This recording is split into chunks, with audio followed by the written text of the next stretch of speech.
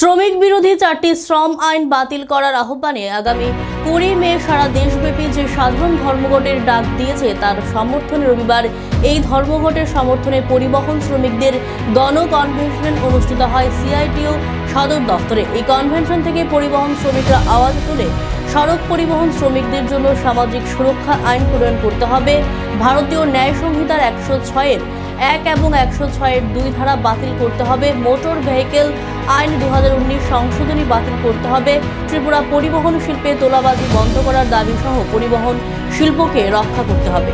এই কনভেনশন এখানে আহ্বান করা হয়েছে আগামী 20 মে দেশব্যাপী একটা সাধারণ ধর্মঘট আছে এবং এই ধর্মঘটের মুখ্য দাবি হল শ্রমিক স্বার্থ বিরোধী 4টা কোড পাস করানো হয়েছে। এটাকে ভারত সরকার মানে কেন্দ্রীয় সরকার কার্যকরী করতে যাচ্ছেন। এই কোড লাগু হলে পরিবহন শিল্পের সঙ্গে যারা যুক্ত এমনিতেই তাদের মোটর ভেহিকেল অ্যাক্টটাকে সংশোধন করে যে আইন তারা লাগু করেছেন এটাতেই পরিবহন শ্রমিকদের নাবিশ্বাস উঠে গেছে। জেল, জরিমানা এবং কর্মচ্যুতি ঘটিয়ে সেখানে কাজ পাওয়ার কোনো সম্ভাবনা নেই। তো অসম্ভব একটা দমন পীড়ন পরিবহন শ্রমিকদের উপর চলছে।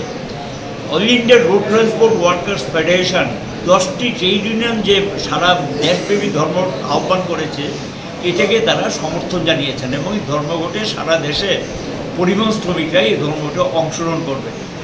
আমাদের রাজ্য এখানে বিজেপি সরকার ক্ষমতা আসার পর পরিবহন শিল্পের সঙ্গে যে যুক্ত শ্রমিকরা এবং একটা নৈরাজ্যের শিকার, মোটর স্ট্যান্ডগুলো তোলাবাজির আক্রান্তে পরিণত হয়েছে এবং মোটর স্ট্যান্ডগুলোতে দেখা যায় যদি ডিএমএসের সমর্থক না হয়, মেম্বারশিপ না নেয়, তাহলে স্ট্যান্ডে তাকে ঢুকতে দেওয়া হয় না। আর এখন আর মাসিক বেতনের কোনো বাধাই নেই। আজকে কাজ করে আজকে পয়সা দেয়, কেউ দেয় কেউ দেয় না। আগে মাসিক বেতন টেতন যা ছিল এগুলি প্রায় এখন উঠে গেছে এবং পেট্রোল ডিজেল স্পেয়ার পার্টসের দাম বাড়ছে, এখানে পোষায় না। সাধারণ মানুষের আয় উপার্জন কমাচ্ছে, প্যাসেঞ্জার নেই, বেকারদের কোনো চাকরির ব্যবস্থা নেই, বাধ্য হয়ে তারা তখন একটা ই-রিক্সা অটোরিক্সা কিনে নেয় এবং কোনো কী করবে, বাঁচবে কী করে। এখন ই-রিক্সা অটোরিক্সা এত বেশি হয়ে গেছে প্যাসেঞ্জার পাওয়া যায় না। তো পরিস্থিতিটা একটা ভয়ঙ্কর পরিস্থিতিতে পরিণত করেছে। এটার থেকে রেহাই পাওয়ার জন্যই এই ধর্মঘট আহ্বান করা হয়েছে। সর্বাত্মকভাবে পরিবহন শ্রমিকদের ধর্মঘটে অংশগ্রহণ করার জন্য এই বিষয়গুলি নিয়ে আমরা কনভেনশনে আলোচনা করব।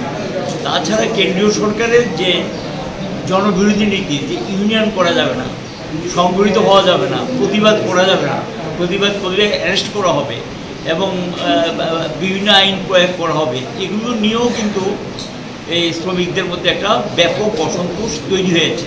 তো একদিকে মূল্যবৃদ্ধি, একদিকে কাজের গ্যারেন্টি নেই, কাজের খাদ্যের ব্যবস্থা নেই, সবটা মিলিয়েই এই পরিবেশটা তৈরি হয়েছে। এটা প্রতিবাদী আজকে এই কনভেনশনটা আহ্বান করা হয়েছে।